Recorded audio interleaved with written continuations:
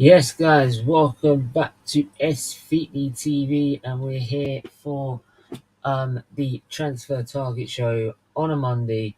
We're back with another show for giving you the latest transfer news and updates as we go forth. I'm actually going to drop usually I drop the link in with after going through all the points. I'm just going to drop it in now actually, so anyone can come on and have their say. Um, by the way, the streams are doing. Was supposed to be a full schedule. With the fact I've got COVID at the minute, it's quite tiring. At the minute, so today is the only show we're doing today. Um, fine. But yeah, we'll carry on as we are. Uh, but yeah, I'm going to start with Arsenal. Arsenal now have finally confirmed the signing and has bought Zinchenko for what we believe is £32 million.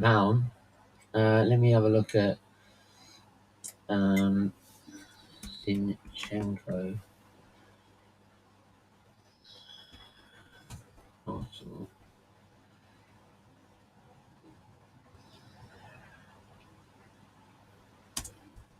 Let's see Sky Sports report. There you go. Right. Make sure you hit the like button and the share button and the subscribe button as well. So Oleksandr Zinchenko finally been signed by Arsenal Football Club. Right. Deal worth £32 million. And yeah, last season made 15 appearances in the league for Manchester City. Oh shit, he's in that away kit as well. Fuck me, that away kit looks good. Like I've said all along, like this kit, even though this kit looks really, really, really good, like I've said it, like unless Arteta gets sacked and we get more players in than what we've already got in the transfer window, I will not buy the shirt. I will not wear a shirt, and I will not, and I also won't wear the shirt on fucking streams either.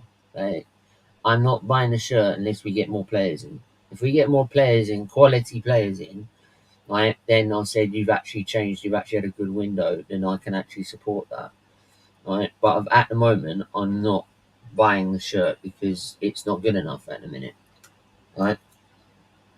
Because we've signed Zinchenko, who could be a permanent replacement for Tierney because of Tierney's injuries. Jesus, we know he's going to play every week as our main striker. And then we've got, who have we got after that? We've got, I don't know, we've got Gabriel Vieira, who's going to probably spend most of the time on the bench because he ain't ready, a bit like the Conga did. Marquinhos is nowhere near ready, so you can't even count that signing. He's going to sit in the under 23s. Trusty's gone back on loan, right? Turner is a backup goalkeeper. So we've only signed two signings that are going to impact the starting 11 from day one, right? So, all in all, that's only two signings that we've made that are going to impact the team in such a way that we need it to make it better overall. And we still haven't signed the main problem, the centre of midfield. That is our main weakness. Our midfield is diabolical. We haven't sorted it. We've only got Partey. If we get rid of Partey out of there, we saw last season. As soon as he went, bang, we were done, finished. Like the midfield out Partey is not good enough. We need more in there, right? So only buying Zinchenko and Jesus is not good enough. And the fact we've bought only two players are going to directly affect the first team. And how do I put this? They've put an impact on it. And by the way, I'm just going to quickly put in on Twitter right now that we are live.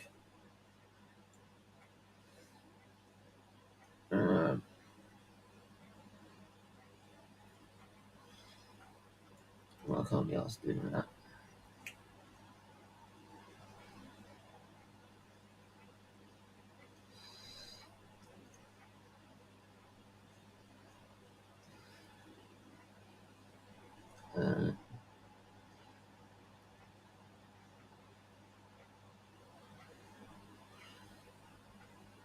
Right. Right, sweet. Football.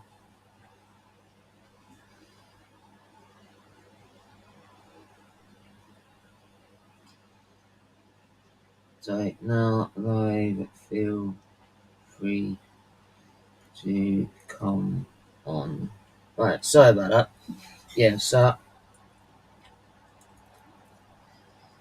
I'm trying to get to see Manny on as well. Let me have a look. Um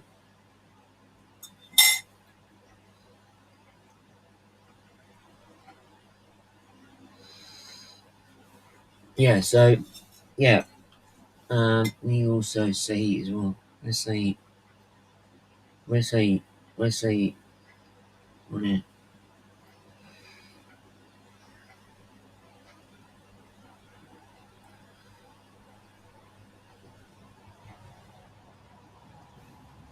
Right, so there we are. Yeah, so we've only got 2 players that have impacted the team in the first team, right?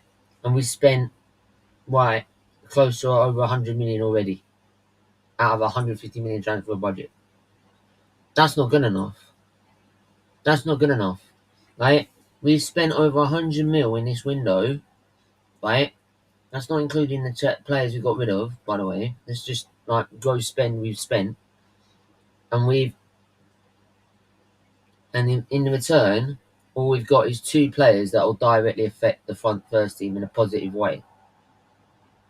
So we've only improved our squad by 2 players, right? And our depth in 2 players.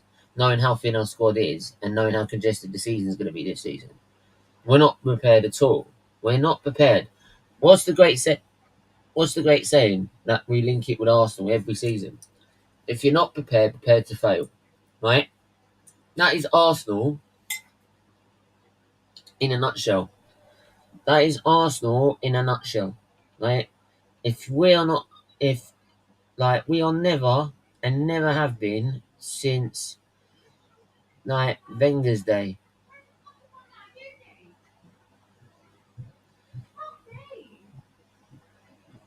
right? You know what I mean? We've never had that since. Yeah, big up Static. I hope you're doing well, my friend. Yeah, we've never been prepared, and if you're not prepared for the start of the season, right, then you're prepared to fail. How have we had a good transfer window? Right, links in the description. Can you someone explain to me how have we had a good window? How? How? We needed a new left back. Got one that. Got a striker. Right? We need 2 strikers. We ain't got 2 strikers. We haven't got even got a right back, covered right back. We need 2 midfielders. Ain't got 2 midfielders. We should be getting 2 midfielders in, one to actually fill the squad in, one to get rid of one Xhaka, for example. Right? We need another defender. Get rid of Ben White. Right? That is what I'll be doing in my transfer window. I'm sorry, like the transfer window's not been good enough. It's not been good enough. If you're talking about 4 signings that are gonna be playing every single week, like if we brought Tillemans in, we brought Zinchenko in, we brought um, the right back. I think we're linked to Jed Spence in, for example. Like if we brought certain players, more players in, right? Um, Cucurella. If we actually bought Cucurella and Zinchenko rather than one or the other, like we bought him for the right back, right? We bought Tillemans for the centre midfield. We bought another strike. We bought right Scamacca about to confirm a deal with Manchester with like uh how do I put this? Right, Scamacca is about to sign a deal with West Ham. Should have buy that. Like, you know what I mean? It's not good enough. Like, I don't see how you're saying it's not good enough. It's not good enough. Like, in my opinion, this is not good enough. Like, we've got still very big areas to fill in our squad. And plus, also, we've got a very thin squad from the end of last season. Why? Because that dickhead decided, called Arteta, decided he was going to thin out our squad. Where we thinned the budget, we cut the wage bill down. Yeah. Now look, we've got next season, we've got a whole bunch, a congested season, right? And we were told that we were going to get players in the summer so we wouldn't have to worry about the squad being thin next season. Well, where are they? Because I've only seen two of them. One of them's going to be sitting on the bench all bloody day. Another one's a bloody kid who's never going to see the freaking first team unless we play some Carabao Cup game against a non-league side, right? And you've got another one who's a backup goalkeeper and another one who's already pissed off back on loan again. Not like, you know what I mean? The players you have signed, that's two players. We've signed two players. We've signed two players that will directly affect, right? Right.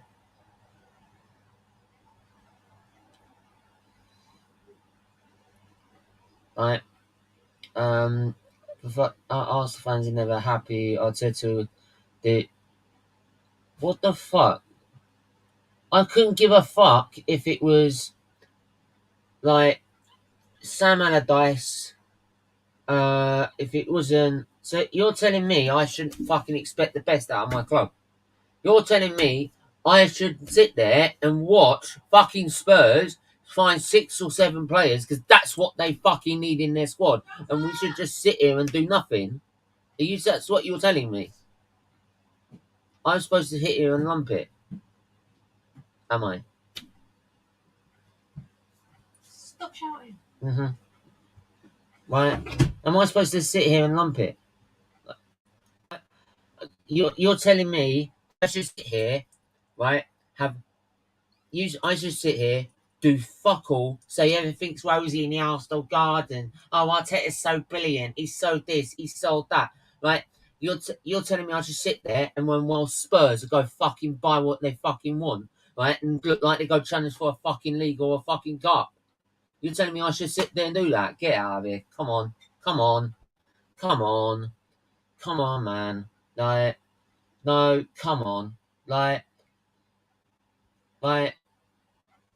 don't forget, this manager spent 250 million and he can't even get in the fucking Champions League. So it was given to him on a plate. Fuck me. You heard this. Apparently, I'm not supposed to sit here and fucking moan about it.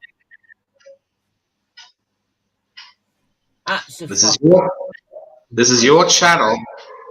You have a right to air your frustrations, and we have a right to be frustrated. It's as simple as that. And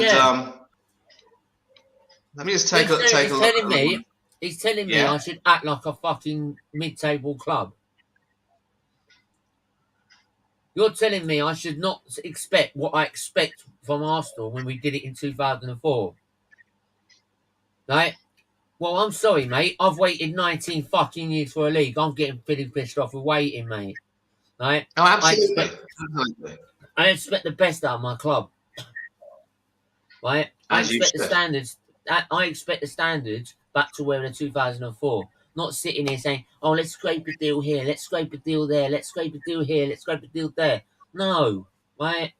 Fuck me, right? I will praise Arteta when I give him praise, and I have done on many occasions, right? But this transfer window is not good enough. When you spent over 100 mil and you've only got 2 players that are going to start in the fucking starting lineup every week. Oh! Right. No. I knew there was a reason to stop. Well, don't watch it then. If you don't like the fact that I want to sit here and say my transfer window, in my opinion, is not good enough, right? Is not good enough. By the way, last season, I said the transfer window last season, some of it was good, some of it was bad. Didn't I Yeah. say that? Didn't I say that? Go back and see it, because I did say that. So don't sit there and say I've always sat there and gone, alright, shit, alright, shit, alright, shit, alright, shit. I've never done that. I've actually gave me praise last season for buying certain players that we needed to, even though I thought that's a bit dodgy, right? Ramsdale for one. I never criticised that. Never. He's saying you're saying that I've criticised all the time. So why didn't I criticise about Ramsdale when we bought him? Right? Why didn't I criticise Tommy Asu when we bought him? Because I never heard of the player. Agreed. Completely. And listen, never done it. And Leicester till I die. Look, I don't know who you are, mate, but you need to understand this. No, Chris, I know who he is, and he's a good friend. But like, I'm sorry, mate. Right? Yeah. If I feel it's not good enough, it's not good enough. I'm not going to sit here and go on your channel and say you should think this way. Agreed. Completely. And you know, I mean, Leicester maybe they can talk in some way because having won the Premiership in 2016 and are now sort of punching above their weight after several years, you know, they feel as though they can talk. But yeah, here's the thing: we're supposed to be a club that has been one of the most successful clubs in Europe. We're supposed to test ourselves and make sure that we achieve more. Yeah. Sorry, Manny. It doesn't matter who you support. You can always have an opinion on someone else's club. That's not a problem. Right? Then telling me that I'm I'm getting this is pathetic and boring because I'm always moaning about my club when you know for a fact I haven't done in certain other occasions. Right? Agreed. The amount of times last season you were coming on and you were hearing me praising Arteta because we were fourth and we were pulling away from the rest of them. Like you've seen me on my you've been on the channel when I said it. Yeah. It's like I got. That's why I get pissed off when people think I'm just moaning all the time. Well, if I'm moaning, I'm doing it for my you have signed more than two. No. I'm talking I'm talking about two players that are going to start every fucking week, right? I'm sorry. I'm getting that mad, right? Right. I'm talking about players that will be bought every single game of the season. Jesus, Zinchenko. Fabio Vieira is not going to be ready yet, so he's going to be on the bench player. He's a bench player, right? Marquinhos is never going to see the first team unless we're playing along the side in the Carabao Cup, right? Or we're playing some team from Azerbaijan in Europa. That's the only time he's going to get game time in the first team, right? So Nat Turner is only going to be a backup goalkeeper. Traore's gone back out on loan. So yes, we've only signed two players that are going to directly fit the team straight away. That's what I'm saying. I'm not saying we only bought two players. Believe it or not, I want Arteta to put. That's the thing. I've said that so many times. I've said that you're bang on. I've said it so many times. I would love nothing more to be completely wrong. I'd love to be completely wrong. I'd love to. I love it. You know. I'm from a Leicester City point of view. I understand where they are coming from compared to us. As I compare to Arsenal, Chelsea, for example, I cannot accept it. Exactly. Look at Spurs. It's like I just said with Spurs. Right? You're expecting me to say I'm good enough with these signings, right? When Spurs have bought 6 signings that are going to directly impact their squad. They're going to completely change their formation and their lineup, right? With 6 signings, we're going to really directly affect it with 2, right? With one being on and another one being on the bench, right? There's no comparison. The top. That's why I'm not accepting it. When I see my rivals doing it, I'm saying it's not good enough. They were buying players before the window even opened. You know. Sorry, man. I can't. Right. Anyway, I've got to go through these before I get back to you, Manny. I've just got to go through these. There's loads of comments. Big up, none of your business. We got 31. Love that name. We need a right back CM and a win. It's what he tells some like rival fans. Like, ain't none of your business. Shut up. You know what I mean? Oh yeah, that's the way. That's the way. Has Lewis Hamilton signed for Arsenal? He is on your back. Oh shit! Yeah, I forgot to change the background. My bad. My bad. Let me change the background. There you go. Right, and go through these. Afternoon, James. Hope you're doing well, mate. As long as everyone in the chat. Jesus isn't a very good signings, but you do need a lot more. 100%. Manny, I'm good, thanks. How are you? King's Football Show on Twitch. I know that's Saeed, so he's a member as well. Big up Stephen and Manny for yesterday. I'm at work. Just wanted to say hi. Big up. Fabio Vieira is a good player. Just because you don't watch him doesn't mean he won't become good. I'm not saying. Yeah, I didn't say that. I just said at the moment he's going to be on the bench because he's not ready yet. If you sub to my new channel, Heineken. We need a right wing and we are good to go. We are winning the lot. You are wrong. He did well last season. He did well last season. Big up NS Sports TV. I hope you're okay. Bro, you need to come with some positive energy this season. The season ain't even started yet. I would if we had a better transfer window. If we were as good, if we were so direct and aggressive as Tottenham were, I wouldn't be complaining. If we had tried our absolute damnedest to get these players in, right? But they just didn't want to sign because we're in the Europa League. Yeah, I'll be criticizing Arteta because it was down to him. We fucked up the Champions League, right? But in the end, I'll say, well, you at least should try your best to get the players in, right? But there's been no sort of attempt like that, right? And every time we then move on from a player, what I love about this fan base is that this fan base knock one out every time we get linked to a player. They watch 2 compilations, knock one out, right? Literally, right? And then if we move on to someone else because we didn't think that was a good option for us, they go, "Oh, he was shit anyway," to make up an excuse. It makes me absolutely didn't leave it. Didn't subscribe to your channel. I'll do it. Oh, sorry, mate. I should have done. Is Arsenal in the Champions League is being a new back? No, that's always been the background, man. I know it's only pre-season, but we played well against Chelsea, who also played. So yeah, I know, but that's like pre-season. You never know. United transfer window has been shocking so far. That's exactly like you know what I mean? Like, Steven, static. Yeah, you know. But it's I mean, so like his transfer windows dodgy as well. And how you doing, my friend?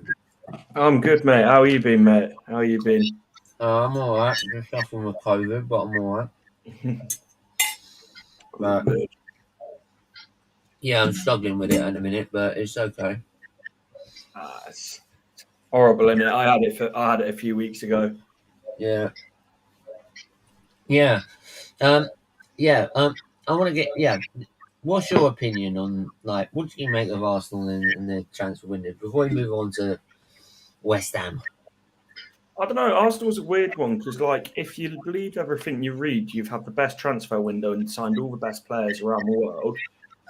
Like, I think you've had a decent transfer window, but it's like I'm being made to believe by certain Arsenal fans that Fabio Vieira is as good as Bernardo Silva. If you'd asked them who Fabio Vieira was before the transfer window started, they wouldn't have had a clue. But, I think Zinchenko is a good signing. And to be fair, like if that was the case, we would have been hearing about the Arsenal fans would be giving this about Fabio Vieira before the season ended. It's only since like Fabio Vieira only started getting talked about by Arsenal as soon as we were linked with him and about to sign him. Then all of a sudden they've watched 2 compilations, given it one of them, knocked one out over him, right, and then gone, oh look, he's the best thing since sliced bread. I think the thing is, he might be a good player, but these people who have pretended to have watched him since he's come out of his dad's sack, it's like, you don't know. Zinchenko, I think, is a good signing. I think Jesus is a good signing, but I don't know. I felt like you might have done a bit more of a miss by now, if I'm completely honest. And I know this is coming from a club who's done absolutely nothing, but our circumstances are slightly different. I just felt like you might have done a bit more, because Tottenham, who beat you to top four, which for you guys shouldn't be the target anyway, in my opinion, but that's where your captain has come out and aiming to stay where you should be pushing for. Like, Tottenham have taken more of a grip on that in terms of strengthening more after already finishing there than you have after falling short. Yeah. Speaking about Arsenal, before we go to West Ham, Manny, I want to get this because there's a lot of rumours flying around about Bukayo Saka going to Man City. Yeah. Do you think there's any Saka truth in goes that? Here's the thing. It's not true now. As far as I'm concerned, he's committed to us. But then this is the danger. If we're not competitive, if we're not successful, he may end up potentially deciding to up sticks and go. And then that's always the risk of happening when you have a club which doesn't seem to show enough ambition in terms of trying to do more in the transfer market, to try to get some more players in, to at least show that they're willing to improve on where they are now. Whether it's the captain saying what he said, or the board simply not having, or the board being really sluggish in the transfer market, especially compared to Tottenham, it just reeks of a lack of urgency and a certain laziness. And for people like Saka, it might not be long before he's courted by the likes of City and Liverpool. It's a nothing burger now, as they would say, because he's still with us. But if things don't improve, you can see those rumours increase in frequency at the end of this coming season. Mark my words. Yeah, absolutely, mate. I'll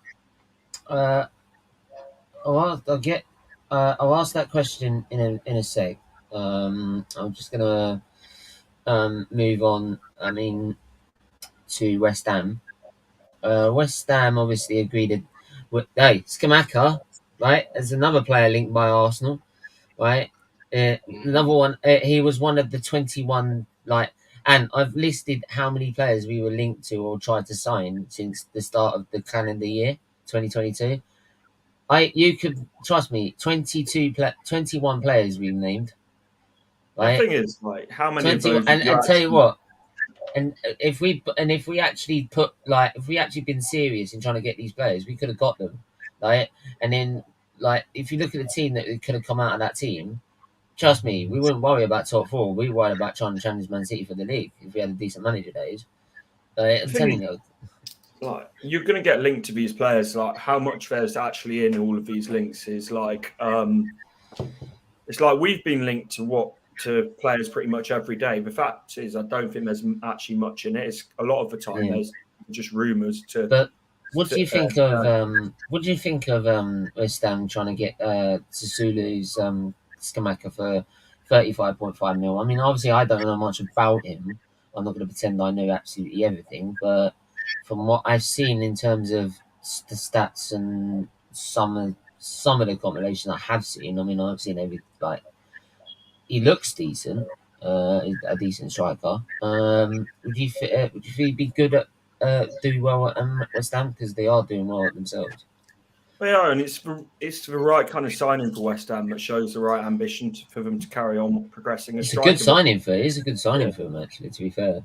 Yeah, and it's like they want to keep progressing and keep closing that gap towards you guys, and sort of basically carry on doing what we've been doing over the last few years of disrupting that big six. But the thing that I worry for West Ham is they've spent a lot this window. If it doesn't go well, then they could be stuck with these players. But if it goes well, they could be a little bit of a dark horse this season. Yeah, absolutely. Yeah, I'm just gonna quickly. Yeah, I will remember to ask. Do you know what? I'll actually ask now, Ant. What's going on in the world of in the world of Leicester City? Obviously, our Tielemans' interest has died down.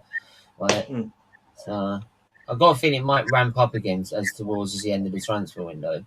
But what's the latest coming out of Leicester? So we're just like, the thing is, it's been misprinted by so many like big publications that aren't reliable, saying that we've got financial issues. Like, we don't have financial issues. The issue is we can't bring in players because we've only got a 25-man squad, and we've got 32 first-team players at the moment. And we don't just want players sitting there taking up a wage bill, because then you get into the situation Everton are in with like FFP. So for us, it's about moving players on before we bring players in. The problem is we're now on the 26th of July, and these players still haven't been moved on. And it's like, this is like, we've been run brilliantly over the few years, but this is one bit you can criticise, is we've offered players like Hamza Chowdhury, Ryan Bertrand, Yannick Vestergaard wages well beyond their ability, so they don't want to move on. Like, the fact that Middlesbrough and West Brom are the only people in for Hamza Chowdhury sort of says what level he's at, yet we've given him 55 grand a week. So it's like, it's one of those, like, I do think like now we're at that stage that movement will start a bit more, and like, I don't think it's going to be this big rebuild a lot of Leicester fans were hoping for, but once you see one player go out the door, it's going to be a bit of a domino effect, and then I think we'll bring in a right winger and a centre back, and I think we're good to go for next season, really. Yeah, absolutely.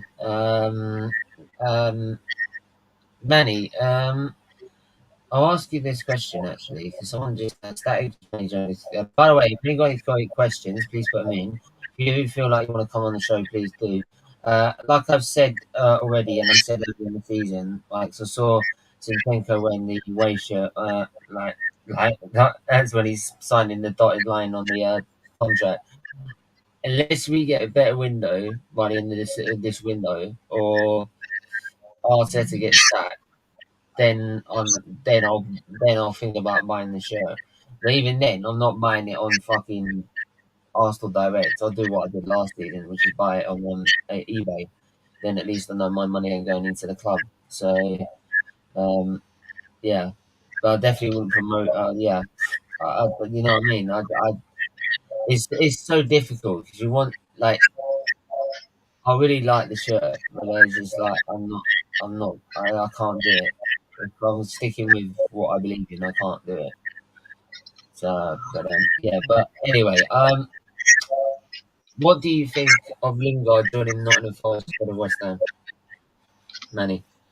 Well, oh yeah, listen, this is sort of an example of how Forest, for example, are showing even more ambition given the way they've been very active in the transfer market.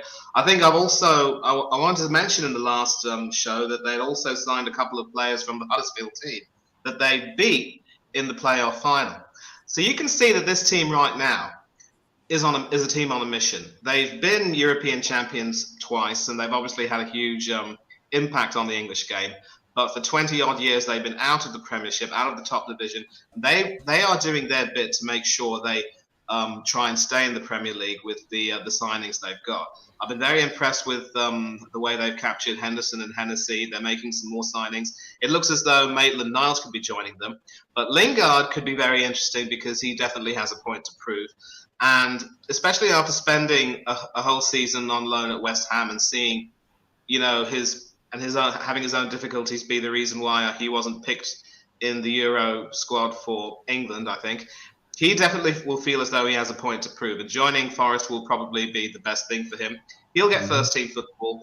He will want to enjoy a new environment. Sleeping giants, if you will. I think it's a good move for him, and it's a sign of how they're another team. Forget about Spurs. Forest, they're trying to build a new team which can stay in the Premier League, really build on that, and signing Lingard is just another part of it. So very impressive. I'm happy. It's a good move for him, and you can only admire what Forest are doing. Absolutely. I think that he did. I think, to be fair, like, I do think it would have been right if he went back to West Ham. He had his loan spell there, and I think that going back there probably wouldn't have been beneficial in the long term. So a new challenge at Nottingham Forest, trying to be part of a team that's going to try and stay in the league. I think that'd be a refreshing thing for him. Especially, he could also be one of the main men at at Nottingham Forest, unlike West Ham, where they've already got talented players that are in the Premier League. He could be the sort of the main man at Nottingham Forest. But apparently, I've just got two things out of Arsenal before I move on. Apparently, we've lowered the asking price for Leno from 10 million to 8 million, and Fulham are considering it. So fingers crossed it'll be gone. Need to just get rid of Ace. Yeah, and this is the thing. Like again, like the amount of money that we sell our players on is absolutely a joke. Like we hardly make any money on any player that we sort of sell whatsoever. If it'd be an absolutely, it's a rare thing if Arsenal make a profit. But Alanati's also just put it as well. How the F is Odegaard captain? Is that a effing joke? So far, I've just looked it up. I've just looked it up just now on Google. He's not. There's various sources saying they are looking to name him as a captain for Arsenal. They haven't done so yet, but it looks like he could be. I don't understand why they want to. I don't understand why Arsenal want to make Odegaard captain. Like, Manny, can you name me a reason why? Because he's not captain material in my eyes. Simple as that, really. I mean, there's no real other option. It's either him or give it back to Granit Xhaka, which is a complete no-no. Offer it to Gabriel Magalhaes, who seems to be mouthy enough, but has to establish himself. You can offer it to Ramsdale, who is exceptionally mouthy, but he hasn't really secured his place. His place could be under threat. The problem is with Ramsdale is a goalkeeper. The problem is he's about goalkeeper. Goalkeepers, you struggle to be a good captain as a goalkeeper. To be fair, I mean, we have had goalkeeper captains. I think Ant can testify to the fact that Kasper Schmeichel was captain of Leicester. So yeah, but a lot of people don't like Schmeichel as captain because you can't get the Yeah, that's what I'm saying. I'm not a fan. I like Schmeichel as a leader and stuff, but I think Johnny Evans should be captain. I'm not a fan of goalkeepers being captain at all. That's the thing. I think not someone in centre defence or midfield should be captain for me. Yeah, so it could possibly have been Partey, in my opinion, but his injury record would have ruled him out. So it's a question of there being no choice, really. And here's another thing. I was actually having a chat with our good friend. Sorry, the problem is that I'm sorry, just want to stop you there. As much as people say, I want Tierney, and you can't pick Tierney or Partey because they're injury prone, but that's why you have backup, you have vice captains and backups, You don't just select one captain; you select two or three, right? So if you haven't got one, there's usually two or three or one of them that's going to be injury free. So I wouldn't. It'd be So if you pick three out, it'd be very, very, very rare if all three of them are injured at the same time. Oh, I agree completely, and that's one of the reasons why I still believe that if Tierney can get back to the fitness levels that he had, he should be the right choice for the captaincy. Maybe they have their different reasons. But I was having a chat with our good friend from the Antipodes, Steve-O, the Aussie Gooner. Mm-hmm. And he was telling me that, in contrast to when El Neni spoke about about winning the league, I mean, that was just hubris in many ways, because we all know that the squad we have will never be good enough to try and win the league. We weren't even good enough to get to the top four. And what Odegaard was saying was just trying to be a little bit realistic. But here's the thing. No Arsenal fan worth their salt will ever try to expect Arsenal to somehow win the league. Unless you got deluded shows. No. But having said that, you've also got to be a little bit diplomatic. You've also got to try and say, you know what? We need to show a little bit more ambition. We realize that once we show some ambition, show some energy and some intent on trying to do better than we've done, at least that can be reflected on the pitch. So what Odegaard said was not really the best. And so people can say that maybe Odegaard was being realistic, but as a captain, you've got to try to demand better. And if given that he is captain of Norway, you'd expect a lot more from him, because he demand more from his teammates in Norway. Why shouldn't he demand more from his teammates at Arsenal? It doesn't make any sense to me. No, the thing is that because the people above don't demand more. He knows what he achieves at Arsenal. If it's getting Europe every season, he knows that's good enough for Arsenal Football Club. He knows that's what's good enough for the manager or the board or the owners. They know as long as they're getting Champions League or Europa League football, that's all that matters, right, in their eyes, because they're getting the extra revenue that they want, right? So because there's no ambition from the top, it filters down to the manager, and then that filters down to the players, right?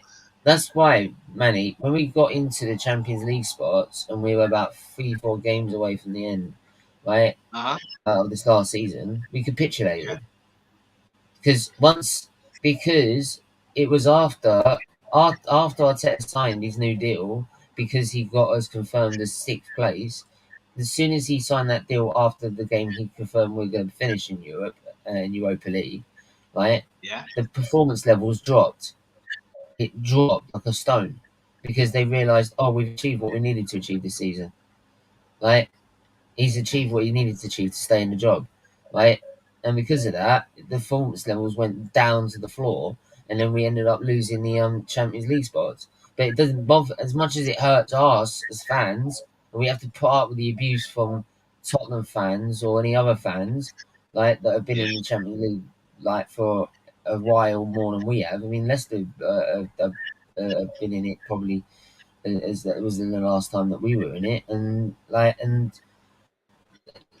in it, all in all, it meant that we weren't like. It means that as much as it hurts us as fans because we have to put up with the abuse from it, like doesn't hurt them because they've got what they needed. They've got the extra revenue in their pocket, and that's all that matters to them. That's all that matters to them. Yeah, and more's the pity, really, because I want to bring Ant in right now. A lot of people were talking actually about that title-winning season. When you started that season under Ranieri, I think the season before you did whatever you could to avoid relegation. I think you had a mid-table finish. So when you started winning and going on that, it was a great escape actually. It was a great escape Yes. actually. Yeah. So when you started winning and going on that run, did you at any point have any idea that you could possibly take this all the way to a league title? I think for us, and it's like slightly different for when Leicester go on a run than like any other club, really, because the expectations are different. But for us, when Ranieri came in, Ranieri only came in because Nigel Pearson and what I'm just going to leave it of what went on tour in Thailand is the only reason Ranieri came in. And Ranieri, like absolute legend of a manager now, but when he came in, it was underwhelming as anything because he'd just been sacked by the Greece national team for failing there. We'd lost our best player in Cambiasso, and we signed some nobody from France called Kante. But like everyone was heading into the season with a little bit of like panic of like this could go really badly wrong. But it's like that momentum and that winning feeling. Like of the last season under Nigel Pearson, we won. I think it was 6 of the last 8 games, which was the great escape because we were bottom of the table all the way through up until that point. Finished 14th, and then we just we won like game after game after game, and even like the Arsenal game that we lost, we were still like very competitive in that game, and like we lost, but we on another day. Well, I say on another day, but we could have won it, but we didn't roll over for it. And then there was games like the Villa game, which was I think just after the Arsenal game, we were 2-0 down, and we equalised 2-2 in the final minute. I don't know if you've seen it where Nathan Dyer dives for a header and knocks himself out. It was like just everything about that was like that season, so much spirit and fight. And it weren't the best team in the world, but it was a team, like a gritty team in that. But saying about when did I think could win it, probably after we lost to Arsenal and Robert at the Emirates the second time. And Robert Hove says this as well. As an Arsenal fan, I'd recommend watching this because it says a lot about sort of the Wenger era and the end of it. Robert Hove's interview, where he was saying that Arsenal, after they'd beaten Leicester in that game at the Emirates, where Welbeck scored late on, the Arsenal players thought they'd won the league at that point, and they thought it was over at that point. We went on. We didn't. I think we only dropped 2 more points the rest of that season because you guys, once you'd beaten Leicester, you thought you were over the line, and. Like, mate, we still say it, mate. Trust me, they still say it now. Like, even though we said, yeah, but we beat Leicester home and away, and like, who gave a fuck? Who gives a fuck? We didn't That's win. more embarrassing that you beat us home and away and you still didn't. But that's the thing. No, but they still sit there and go, "Yeah, at least we beat them home and away." And I'm like, who gives a fuck? That means we still fucking lost. It doesn't matter. We still lost the title to them. You Right. should have, like, from the position you were in when Welbeck scored, you should have gone on to win the title. And I know everyone mocks Spurs for finishing third, which is hilarious. I can't lie. But from a position you were in, you should have gone on to win it. But it was, I think it was just a level of like complacency, thinking that you're already over the line. Yeah, we actually made Tottenham look like the actual title contenders, not us. Yeah, absolutely. Because it's Tottenham that were the last to, like, that were the last team that could stop them. Yeah, not us. That's embarrassing. Yeah, but the reason why I asked. Sorry, and the reason I was going to say, and I knew that was going to happen. The reason then I knew it was going to happen like that, right, is because I think after the Leicester game, I think we had to go to Man United away, right? It was the same weekend. You went to Man United and lost, and we went to Man City and won. Yeah, and then we lost to Man United at Old Trafford. So yeah, so that meant that and that was against a bunch of kids. And when we lost them against, like, literally their B team, they're not even their B team, their C team that they've had injuries with. We came into that game after what happened with how do I put it? After what happened against Leicester, we were like, oh yeah, but look at this team against Man United. Oh, it's piss easy. We'll walk this, right? And then we got spanked by Rashford, out of all people, right? And gave Rashford his introduction. And then I knew we then had to play Watford during the week, and I just had that feeling. As soon as we lost to Man United, I knew that during that week we were going to lose against Watford. I knew it. I knew we were going to do it, right? Because that was Arsenal. At February, March, that was Arsenal falling apart at that hurdle at February, March. And it's exactly what happened, right? And it's exactly what happened in 07, 08. It what happened in 2010, 2011, 2013 and 14, right? And then 2016, the last time to win the title. That's exactly what happened again. And like, because we were too cocky, right, too arrogant, right, and never level-headed, right? Because I think actually, do you know what it was? Because it was Leicester, and this is not. No, I know where you're going with this, and I completely agree with what you're about to say. Yeah, not just. I think it's because it's Leicester. We thought, oh, that's fine. They'll fall apart. Don't worry, we got this. They'll fall apart. Don't worry about it. And we were because of that we had that arrogance. I think if it was Chelsea, Man United, Man City, or Liverpool fighting us, would have been like, oh god, can we actually do it? It's a struggle. We're gonna have to really be on our game because they're gonna be winning every single point. We just thought you were gonna end up everyone was saying it. When are Leicester actually gonna fall apart? They was expecting this to be one of those teams to be really, really good at the start of the season, but then just gradually wear off because of the fixtures and the congestion the league and our tired people get. And it just didn't happen. So, and we just relied on that. And it didn't happen. Yeah, I think that was the biggest thing as well. You relied, instead of going out and getting it yourself, you relied on us falling off instead of taking it. That's exactly what I'm saying. Like, and it's not against Leicester at all. It's actually more just against Arsenal's arrogance. So there you go. Let's have a look.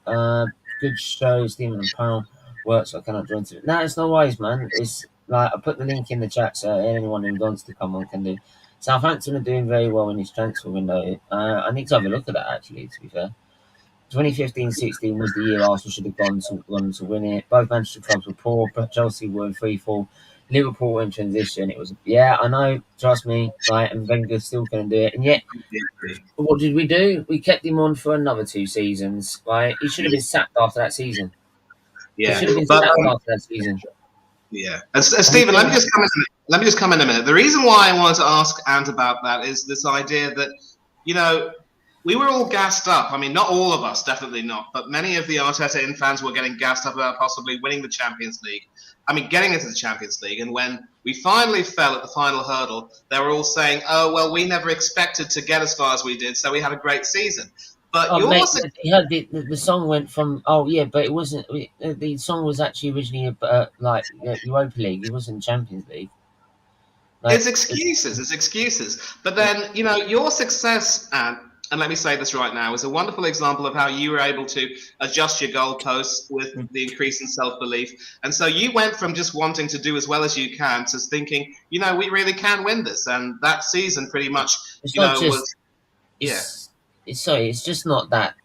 It's not just because of that season, right? If you look at all the seasons afterwards, Leicester have quite easily shown to the whole of the Premier League. Yeah, they're the top 6, but that doesn't mean we can finish 4th or 5th. The thing is, like, they can quite easily. They know they haven't got the financial, they haven't got the resources, and like the level of the history, or the level of or how big like these other clubs are in the top 6, right? But I mean, obviously they're bigger than Tottenham, right? But I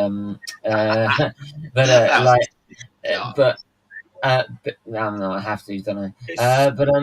But look, and at least they're saying, yeah, but they might be bigger than us, they might have more resources than us, but it doesn't mean we can't finish 5th and take them on. And the thing is, it's what Rob. I did an interview with Rob Tanner of The Athletic, who's like the Leicester correspondent for The Athletic. Oh, yeah. Yeah, he said it's so much about Leicester. Like, we've got the money to compete with just about anyone, but it's FFP that stops us competing. That's why we've built the training ground that we've built. We've built like the foundations in terms of building through youth, because we can't. Don't talk about foundations, for fuck's sake. No, but when like ours are when you look at what we've done in terms, yours are genuine foundations. Like, ours are you just look at our training ground, sand. you look at our new training centre, you look at like the way that the academy's being built up, and like ultimately we have a few fans that I'm going to get onto it in a second, but the move goalposts. But our thing is, we're never going to be able to spend the like 60-70 million that you guys can on players. But we shop in a different market. It's like bringing in players like Daka before Daka becomes the seventh, like the. That's the thing. You've got a great start. It's like about the scouting. It's like James Justin. I rate James Justin so highly, and I think he's still very underrated. But it's like, could you imagine the disapproval from Arsenal fans if you were signing some kid from Luton Town in League One? You wouldn't have it, because do you know why? Do you know why? And I'll say that is because we know we haven't got the scouting system. We know, like Arsenal, me as an Arsenal fan, like, will sit there and go, I don't trust that at all. Do you know why? Like, we bought, say we bought this 19-year-old Marquinhos, right? He was supposed to be available for free. We bought him for 3.5 mil. Oh, well, about we actually paid money maintaining a positive relationship. Yeah. That's what I'm saying is that we're not like, that's why, like, if it was back in the Wenger days of 03-04, we bought him at 19, right? Even if we had to pay 3.5 million because of a good strategic relationship or anything like that, we could trust it because we know we got the scouting system, right? The best scouting system in the world to find the best young players and train them into absolute superstars, and that's what Wenger was good at, right? But since 20s, what, 20s, like 14, 15 onwards, like, we've not had that system anymore. And like, our scouting system now, we don't have any scouting systems, like, we don't have many scouting. Like, if we pick someone out from abroad or someone from lower league down, the reason we won't trust it is because we've bought players like fucking Rob Holding. We've bought players like I'm trying to think of them now. That's how shit they are. Didn't Callum Chambers come from Ipswich? Callum Chambers came from Fulham, I believe. Fulham. I don't know, but Callum Chambers is another one. Like, and look at them; they didn't exactly turn into superstars. It's not like buying Vardy and all of a sudden he turns into a superstar. It's just that we we don't have that system and those scouts that can look at a young player and think, like, he's going to be quality. He is. It's like Maddison, though. Like Maddison, I remember this so well because when we signed Maddison from Norwich, you guys were linked to him as well, and I can remember the amount of your fans that turned your nose up, like hearing, linked to some kid from Norwich, and it's like I think that's where we're different. And the expectation, don't get me wrong, the expectation at Leicester is different than Arsenal, and so it should be based on sort of like the. Also, the fact that we're the third biggest club in the country, we should be up behind. This is what I said at the start of the show. That's why at the start of the show, when people were saying that we've had a good window and I need to stop moaning, like, that's why I'm saying, no, we haven't had a good window, because if we're looking at Arsenal standards, this window is not good enough. Right? If Arsenal standards from before would show that this ain't good enough, and we'd be actually doing better if we were the actual Arsenal that we should be. My thing is, I don't think we've had a good window, but we've got genuine reasons why we haven't missed time. And it's like, when you've got like our owners, our scouting have got that much goodwill in the bank from most recent years, that you sort of understand that the position we're in. But what I was going to say is, you said about sort of the targets moving throughout the goalpost. And when we missed out on top four twice in a row, I think the first time that it happened was that was a lot more out of our control, because it was, when there was put 2 games a week and like we just could not cope with the squad that we had. Yeah. And it was 3 games a week and we just couldn't cope with it. So I still maintain the belief if that season had finished normally, we finished top 4, because we missed out on 1 point playing like Shane Flynn, and George Hurst, and players that you've probably never heard of. Ryan Bennett now playing in League One, because we just could not cope with the schedule. Yeah. But last year, and this annoyed me a lot last year, like when you're in the top 4 all season, and I don't care if we're Leicester, Derby going bust with a £5 in the bank, and I said that with a huge smile on my face. But but if you're Leicester, you evil bastard. Or I don't care who you are, if you're in the top 4 for 37 game weeks, to then drop out on the final day, you can't then say, oh, well, but at the start of the season, if you finish 5th, it's a good season. Like, I don't want to hear it. I don't want to hear it. That's exactly what you got out of us. The thing is, and the fact that I got that standard as a Leicester fan, and there's Arsenal fans that you were a 3rd at one point, weren't you, this year? Or at least you were comfortably 4th. We were comfortably 4th, and no one was catching us because they were so inconsistent. Yeah, so you were in basically the same position that we were the season before. Like, I couldn't give a fuck if people were saying top half was a good finish for us at the start of the season. We should have, and I know we won the FA Cup, but it shouldn't be mutually exclusive. The FA Cup was brilliant, don't get me wrong. Got the poster of it in the sign programme just up here. I've got Willie's won FA Cup. Look at it. Mate, I've got to enjoy these moments. I don't know when it ends. Look, I've got a poster there saying 4th. Was it 14 now, innit? I lost count. But it is 14. But the point being, like, the goals move throughout the season relative to performance. And, like, this is where I get the hump with Leicester fans. Like, some of them saying, oh, well, it was in League One 14 years ago. And it's like, well, Man City were in the Championship 20 years ago. Does that mean that they should be happy? Yeah, you know what I mean? That's exactly what I'm saying. It's like, just because my standards were about 20 or fucking years ago doesn't mean I should have my standards the same as it was back then. Like, if your standards were to win the league back in 2004, you should be maintaining those standards. Right, and this is exactly what I said at the start of the show. Like, my standards are we should be getting the players we need to go and push on and actually get top 4, and then actually go on then after that to push on for the league. Especially with the amount of money we spent so far. I spent 170 million, and 2 of those players are only going to be starters every week. The other 2, one of them's a teenager who's never going to see frigging first team football. Right, and we should have never bought him. We should have bought him for free. Right. And the other one is not going to be ready yet, so it's going to be another Lokonga sitting on the bloody bench, right? Because he ain't ready yet, because he's too young and he's not had any Premier League experience, right? So you're telling me that's good enough window for Arsenal Football Club? No, it isn't. Not back from the days of 2002 where we spent 5 players. We spent money on 5 players in 2002, knowing that we needed every single one of those players to be able to go on and win the league, which we did, right? and you're telling me that we shouldn't be doing that for Arsenal for this season because we need players in. No, no, no, no, no, no, no, no, no, no, no, no. So if you don't like me moaning about it, well, watch something else because that's what my opinion is. I'm not going to change my opinion. Right? Simple as that because it's not what you want to hear.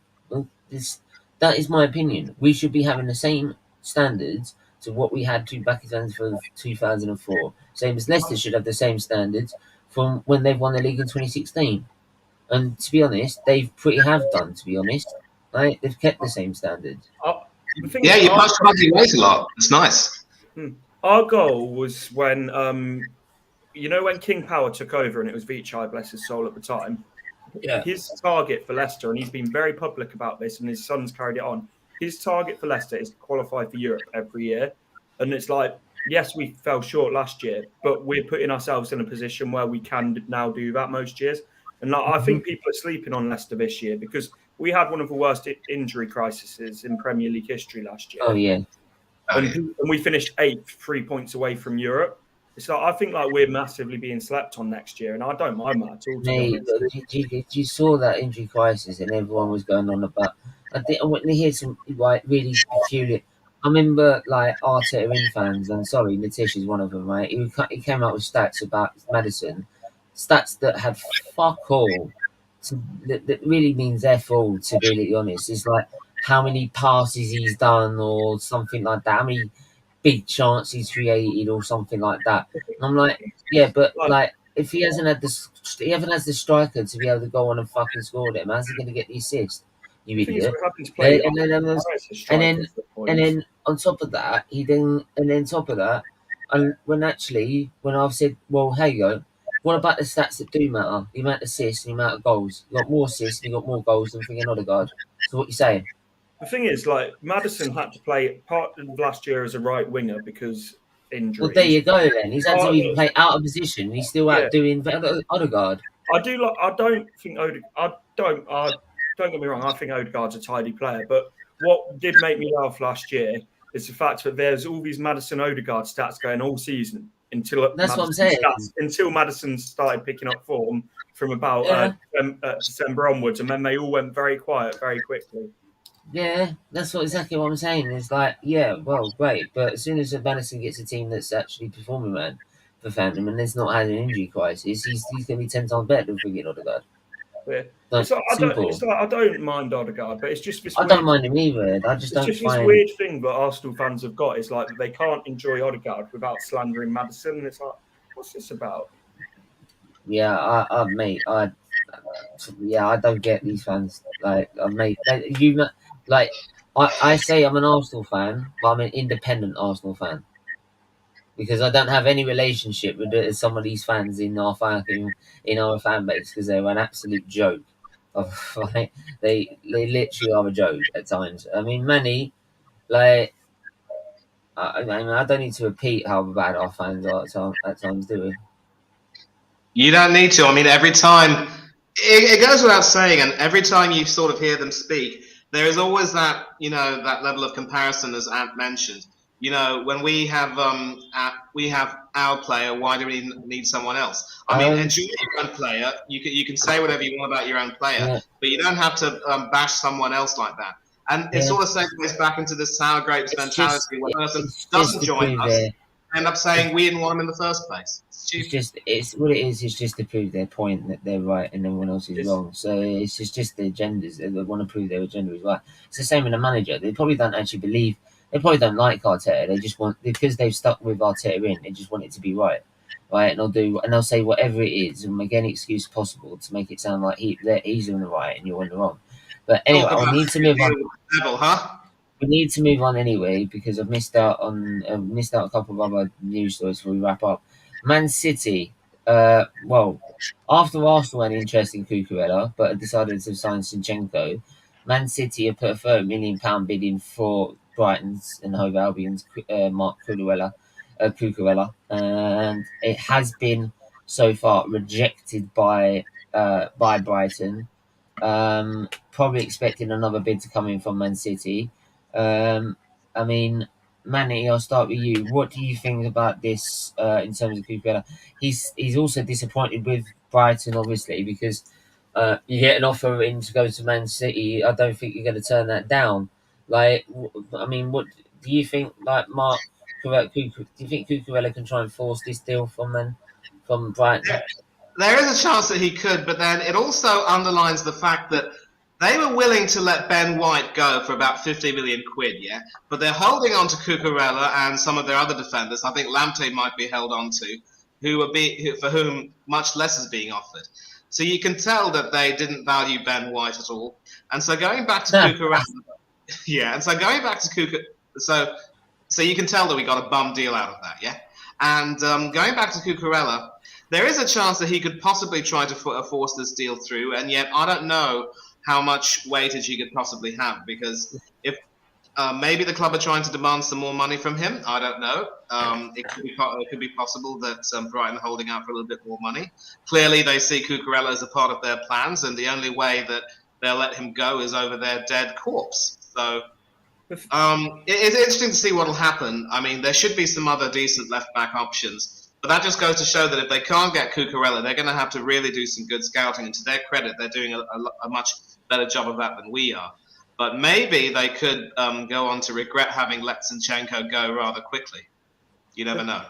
The thing is, like, with Brighton, they're a similar situation to Leicester. I see like loads of people saying, "Oh, they should sell," and it's like Brighton don't need to sell and or want to sell. So it's like it's that situation. If you want to buy a player that's valued by Brighton, you have to pay beyond the odds. Sort of like what happened with us and Chilwell. Chilwell was never a £60 million left back, but we didn't need or want to sell him. So it's like, if you want him, you've got to put the money on the table. And it's like Man City, we know he's got that money.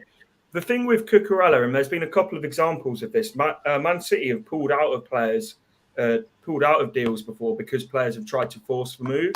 And it's like I know Pep isn't a fan of that at all. So the thing is, Man City, I don't think Brighton are being unreasonable at all here. They've set their asking price, and it's like, if you don't meet that asking price, then he's not going anywhere.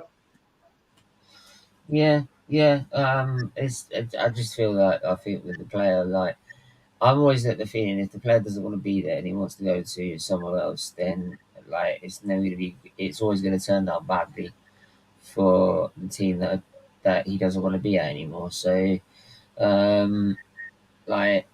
I feel that they could probably squeeze a bit more out of Man City, but if Man City just probably needs to make it clear, all right, we'll put this much down, but that is our last offer, and like you got to consider the player wants to leave and wants to join us. I think Brighton will listen to Cucurella as well and let him have his say on the matter.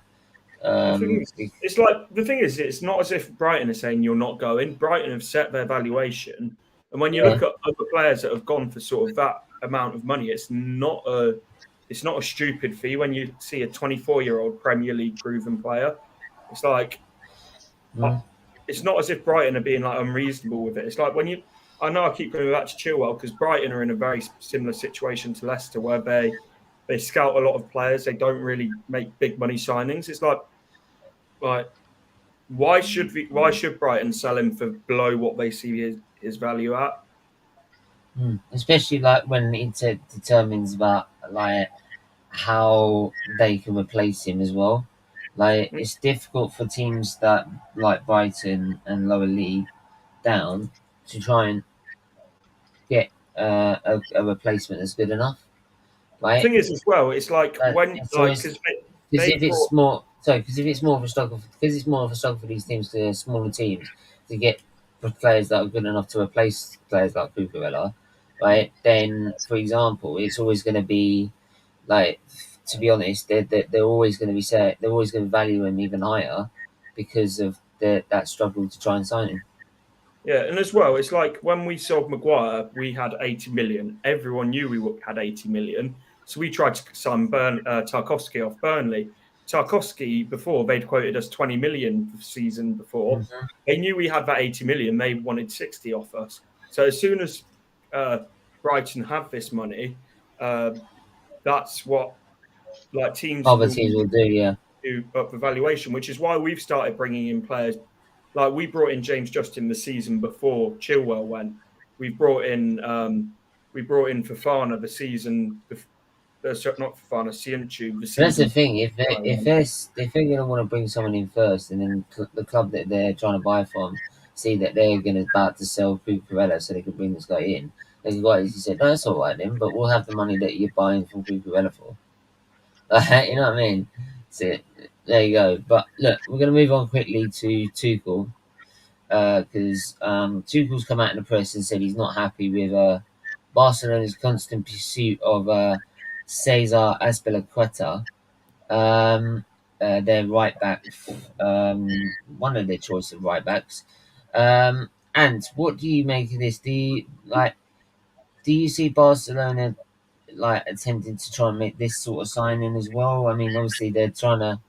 I don't get how they're trying to sell set Frankie de Jong because of the wage bill, and yet they're managing to still buy players like Lewandowski and now looking at Azpilicueta, like Rafinha. Did Rafinha go to Real Madrid or did he go to Real Madrid?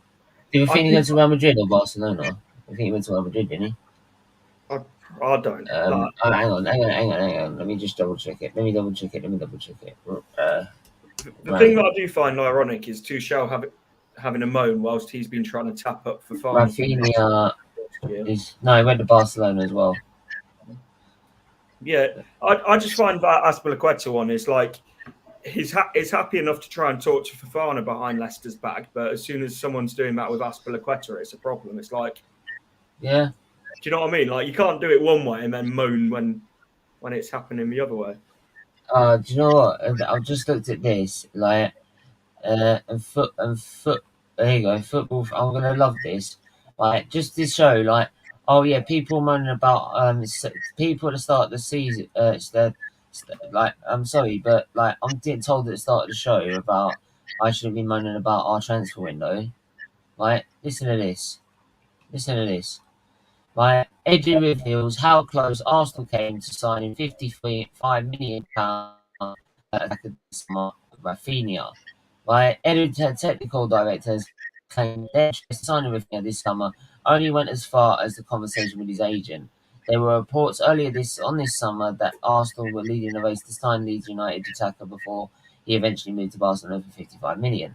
Chelsea appeared to take the lead from the Gunners at one point, but the Brazilian has always set their sights set on Brazil. Rafinha contributed 70 goals and 12 assists. When asked, if people think we went in, when asked about Rafinha and the signing, he said people think we went in too deep about Rafinha because Rafinha was everywhere. It's fair. We did have some conversations with Deco because Deco is his agent, and I have a good relationship with him. We are friends. I just said to Deco, can you explain me the situation with Rafinha? Edu, we have a good relationship, but I'm not going to lie to you. His idea is going to Barcelona because he's dreaming of going to Barcelona, and we've been talking to Barcelona since a long time ago. So they didn't even attempt to try and sign him at all. It's like, the one that makes me laugh is because I don't know if you know James, who works sort of inside Leicester, so he knows quite a lot of what's going on. It's like a few years ago, when Kante went and like you signed Xhaka, and all the stories were that you really tried to push for Kante, but he chose Chelsea. There was never any actual approach from we got media. We got Orist Talk. How you doing, my friend? Yeah, I'm doing good. I'm doing well. How you doing? Not too bad. Who do you support, brother? Man United. Man United. I mean, I'll give you your thoughts. I'll let your thoughts on your window so far. How have you made out about Man United's transfer window so far? Some people saying that it's been not such a great window for them at the minute. But what do you make of it? Well, for me, I think with the addition that we brought in with Ericsson, Martin, and Melissa, I think they're all good players. But for me, I still think we need more players. Like, I still think we need another midfielder. We need an attacker because, especially if Ronaldo goes, we need a replacement for him, and we need a right back as well. So for me, it's good signing, but for me, I just think we need more from me. I think we need more signings. Yeah, so the Frankie de Jong saga has been obviously going around for all summer. Do do you still feel that Man United can still land De Jong and get him to move to Man United, or do you feel it's one of those that it's just not gonna end up working out? For me, I just think United have to be patient with this. I think it will come, but we just have to be patient because I think that it will last until the deadline day for me. I think it's going to last all the way until deadline day for me. So just have to be patient. Mm. I mean, obviously you let go of Lingard. Lingard's gone to Nottingham Forest. I mean, rather than West Ham United. I mean, what do you make of that? I mean, I'm sure you're glad he's off the books at Man United. Yeah, Or yeah. I'm happy that he's gone because obviously he had a lot of wage at United. So I'm happy, but I get the frustration with fans that he picked Nottingham Forest over West Ham because clearly West Ham was the first option, and West Ham offered him the contract. So he picked Nottingham Forest. Fair enough. I think he could be the star man for them. Could be the star man for Nottingham Forest. So it's a good move for him. So yeah. You know, we were yeah, saying earlier. You're saying about like the Forest rebuild, and like, I want to see them go straight back down. I cannot stand that lot. But, like everyone's going on about, they've done this fantastic rebuild. They've had to because half of their squad was on loan from last season. Like Jed Spence was on loan. yeah. Garner was on loan. Lewis Grabbin is in a retirement home now, so they've had to do a rebuild. And I just hope that they've done a Fulham and done themselves some proper financial damage in the process. Not that you can tell I'm a Leicester fan at all. I will ask one more. But obviously, we'll talk about just a bit about Ronaldo's situation as well. But I'll ask this.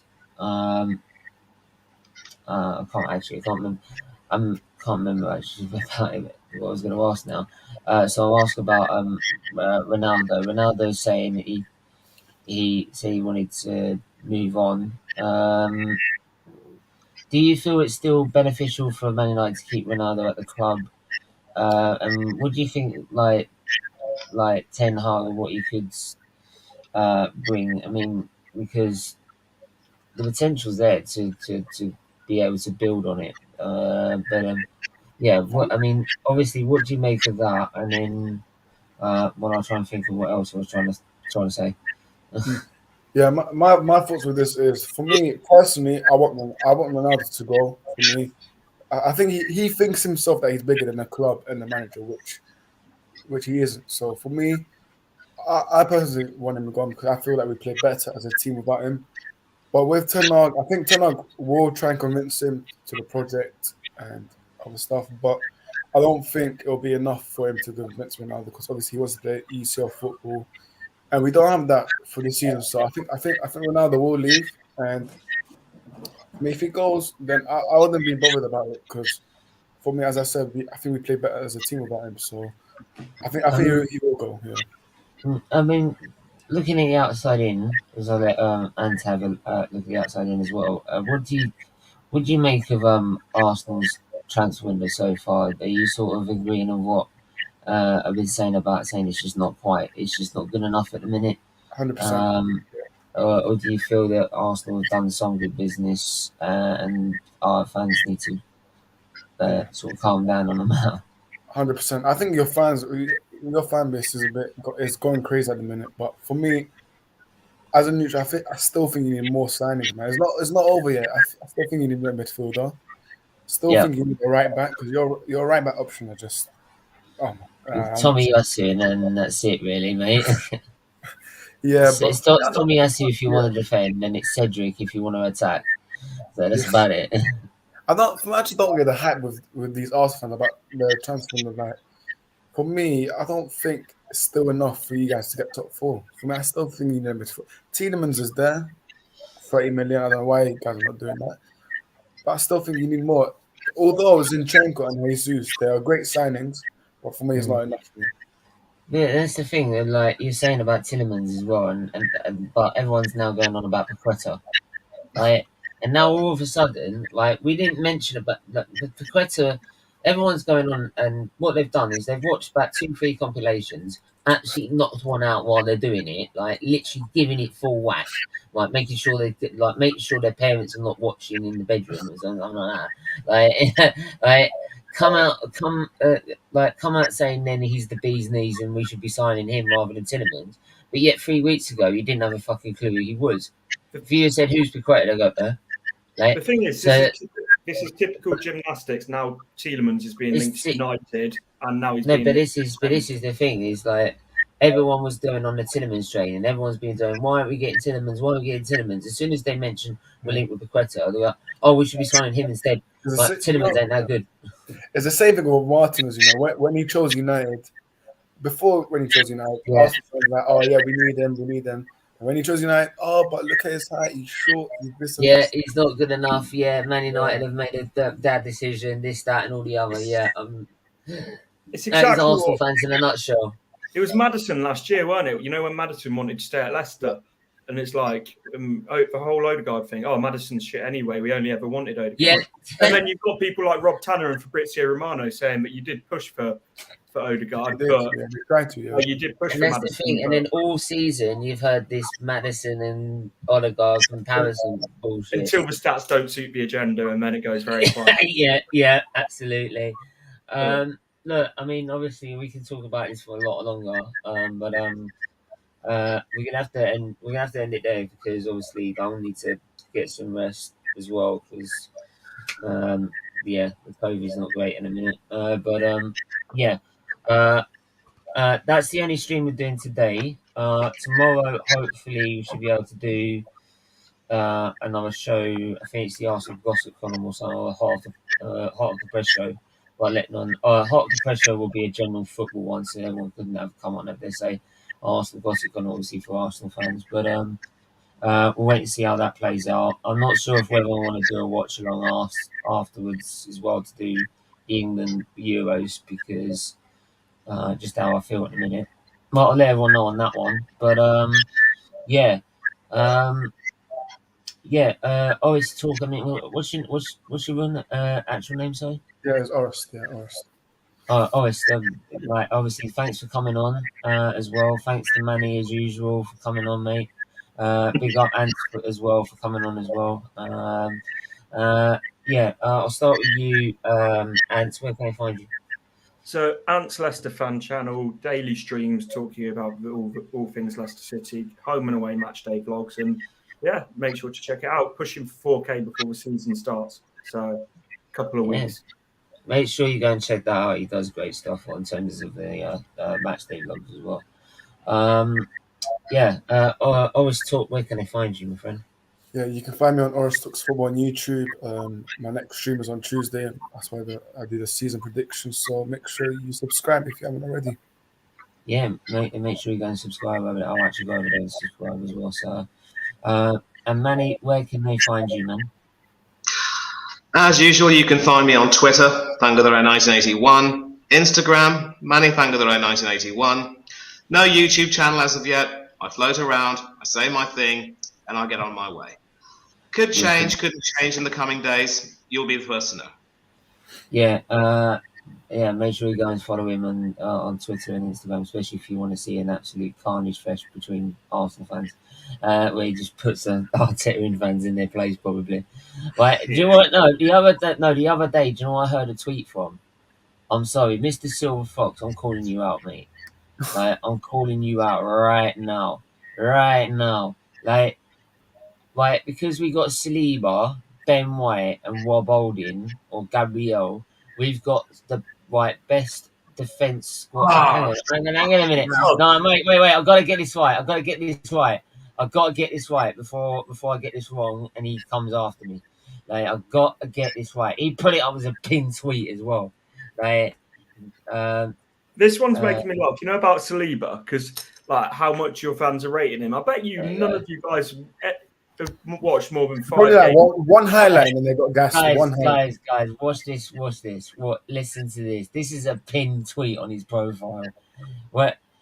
We have the best centre-back depth in the Premier League, and no one can tell me otherwise. I'm comfortable with these 4 dons.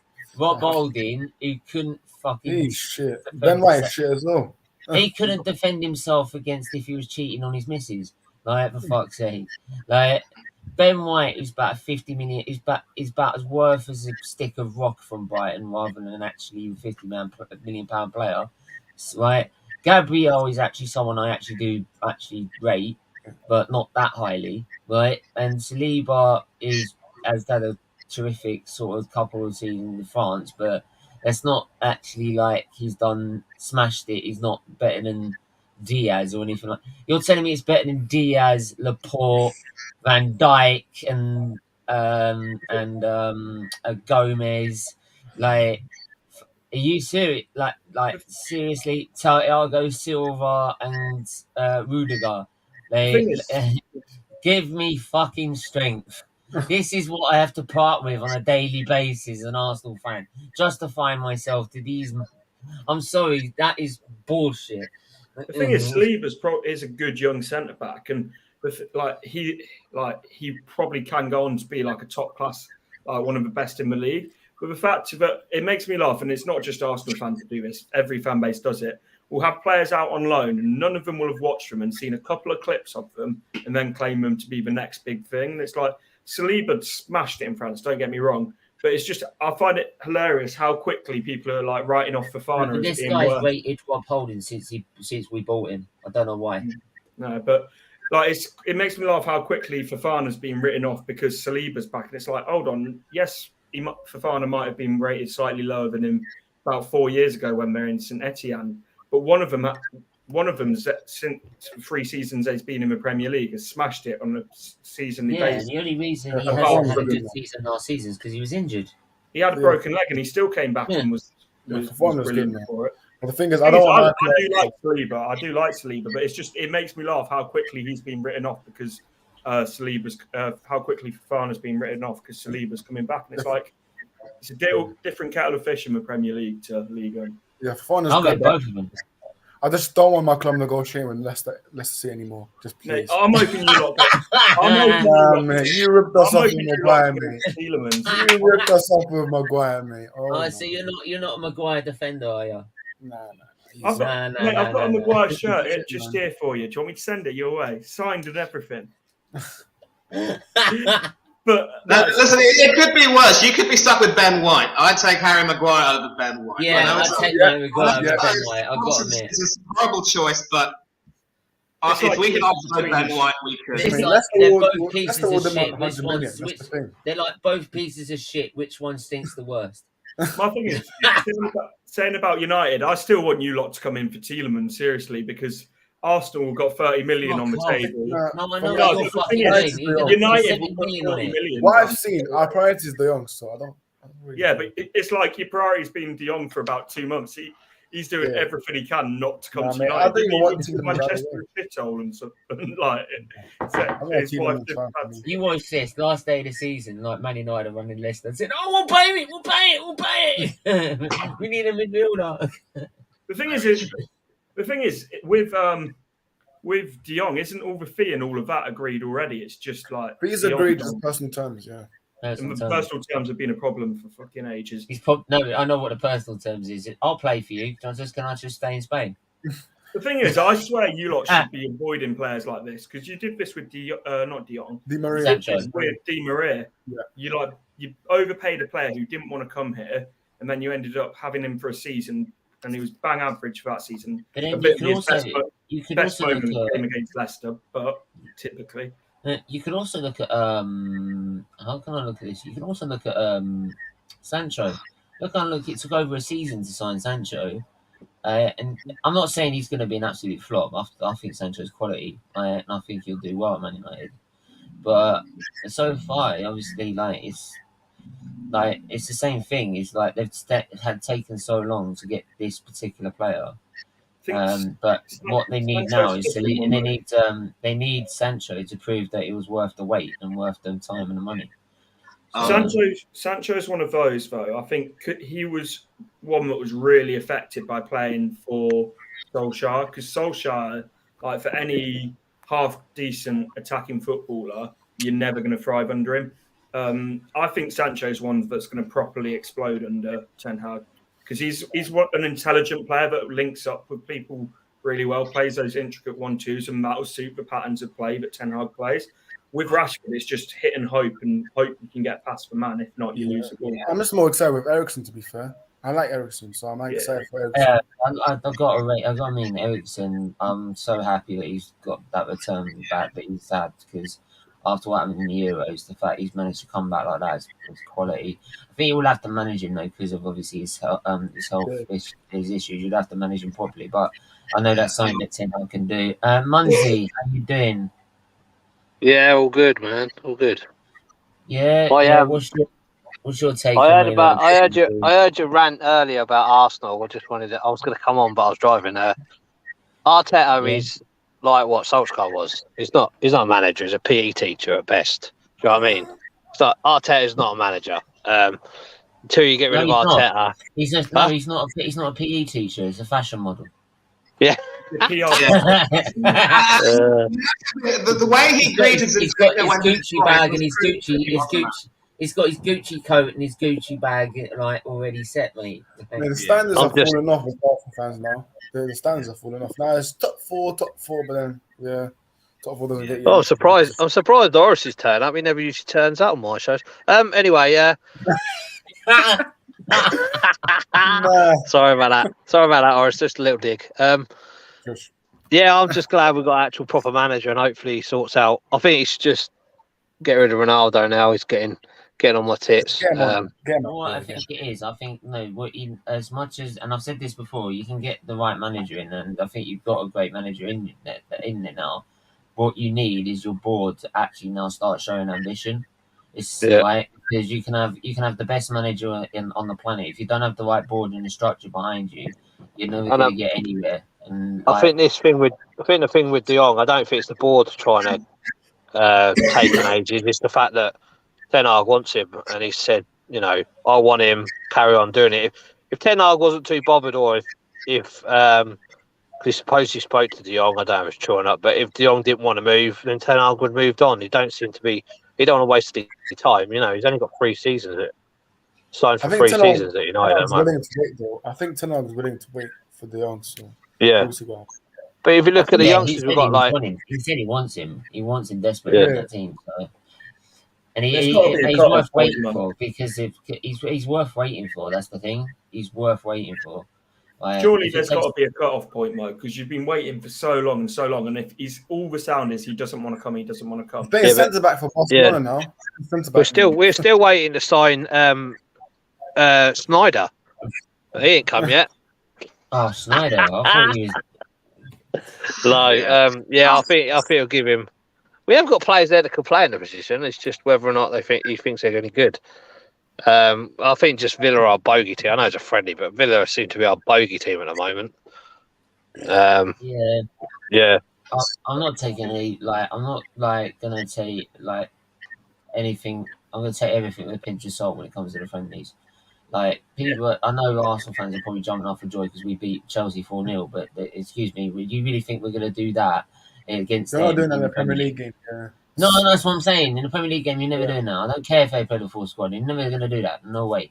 It's because friendlies don't have the same intensity and and meaning in a which can determine how you play. If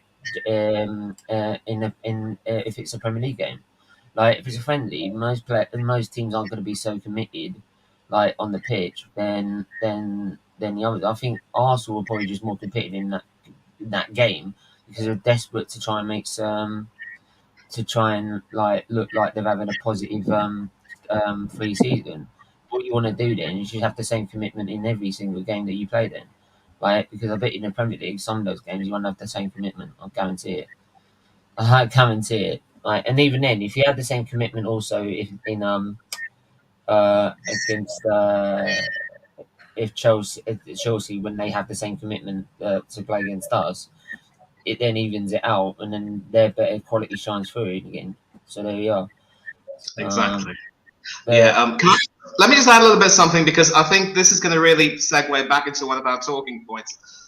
You guys can react and tell me what you think of this. This is from a paper which might not necessarily be trusted, but it could be interesting. This is about the Cucurella Manchester City thing, and this is something here. Brighton and Hove Albion have joined the race to sign Nuno Tavares from Arsenal, according to reports. but the Seagulls face strong competition for the Arsenal left back. Now, of course, it was Romano who tweeted about this. It is understood that Graham Potter's side have reached out to the Gunners, asking for the potential conditions for a deal.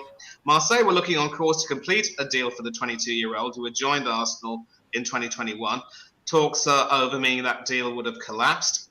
Atalanta are said to be in pole position for Tavares, who want to take him on loan for the season. Negotiations are ongoing. But should Brighton and Hove Albion come out on top, it could be the second part of a transfer triangle completed. Arsenal having already completed the signing of Zinchenko from Manchester City. City themselves are interested in Marc Cucurella. Yeah. They're in the hunt for him. And, that would make Tavares, who made 22 Premier League appearances, including, this is ridiculous, really, surplus to requirements at the Emirates. But City are on the hunt for a left back of their own. That initial bid was rejected. So this could be a three-way transfer, but boys, I want you to react to this. What do you think of this? Is it credible or a bunch of nonsense? I think it's credible. I think that could work out. I don't think, but then again, would Brighton really want to try and buy someone who's struggled to make any impact in 22 games he's played at Arsenal? I don't think so. But it's not. I'm not going to say it's not credible. I don't say it's out the realms of possibility. It's part of a three-way deal. So, yeah, for me, I don't see anything wrong with it. I don't know. I don't believe it because I just think Brighton scouting is better than Brighton and Arsenal. Yeah. Arsenal cast off. It's the main reason I don't believe it. Yeah. What about you, Orest? Yeah, that's your name, right? For me, I don't believe it because I think Romano did say I think Tavares is in talks with I think it's a Syria club, so we'll see how that goes. But if Brighton get him, then But here's the thing. But here's the thing. This is actually from The Sun, and we all know that most of the stuff they write is not really credible at times. But every now and then, they come up with something which could be true. So you never know what can happen. Maybe that's some way they can solve it, similar to what we did for Aubameyang, Giroud, and Batshuayi, I think. But the thing is, The Sun is one of those newspapers that will throw enough shit at the wall that something will eventually stick. Oh, yeah. Yeah, so, exactly. Daily Mail's another. Trust me. You trust me. That's down to something else. That's not hospital related. That's not football related. But there you go. We're gonna wrap. Like I said, we're gonna wrap up. There's knackered now, actually. By the way, Anne, I'll subscribe to your channel. I'm gonna look out for you, mate. Thank you, mate.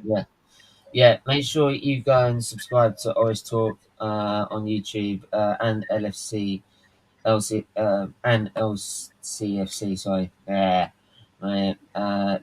And also follow Manny on that and Twitter as well. Really do appreciate them all coming on. Thanks everyone that's tuned in the chat as usual. Big up the members, which are James, Bargav, Saeed, Connor, and can't think of the others that are in there as well. There's so many others as well. There's a few others, and I can't remember. But big up to everyone that is a member as well. If you want to be a member, please do join the membership from as little as $1.99 a month. Level 2 and $49 a month. $49.99 a month. You get to go such as members only polls, take part in the members only live streams. If that's for $4.99 a month, level 2. And then to get all the perks, you can get it from $8.99 level 3. Also the pre-season, the FPL League has just been set up for SFeatleyTV. If you check the community page a fair bit down, I've put all the details in there. I've also put the details in every description below for every news show we do, where you can go and join the league for obviously for nothing, and they're great prizes. If you're top of the league at Christmas, you win a £30 gift card. Top at the end of the season by winning the league, you win a shirt of the club you support, and whichever shirt you want it to be, home, away, or third kit. You also at Christmas, and also another one at the end of the season, we'll be selecting one team at random to win a £20 gift card. And then also there'll be another small raffle where one team again. There'll be one team picked at the end of, at Christmas and one team picked at the end of the season, right? But those people will be channel members, and there will be a £10 gift card reward for anyone that's got a team in there, and they're also a member of the channel. So if you want to be part of all of those competitions and try and win all those prizes, do try and become a member of the channel and put your team in the league. So yeah, hopefully I can do a bit better than last season and not actually just ignore it for half the season and then realise I'm not getting anywhere. Anyway, by the way, also if it does turn out that I win as well, the money won't go to me. It'll get donated straight to the charity. So I won't keep it. The money will get put on the charity. So there you go. So yeah, make sure you do all that. Make sure you hit the like and subscribe button, and we will speak to you. We'll see you lot tomorrow.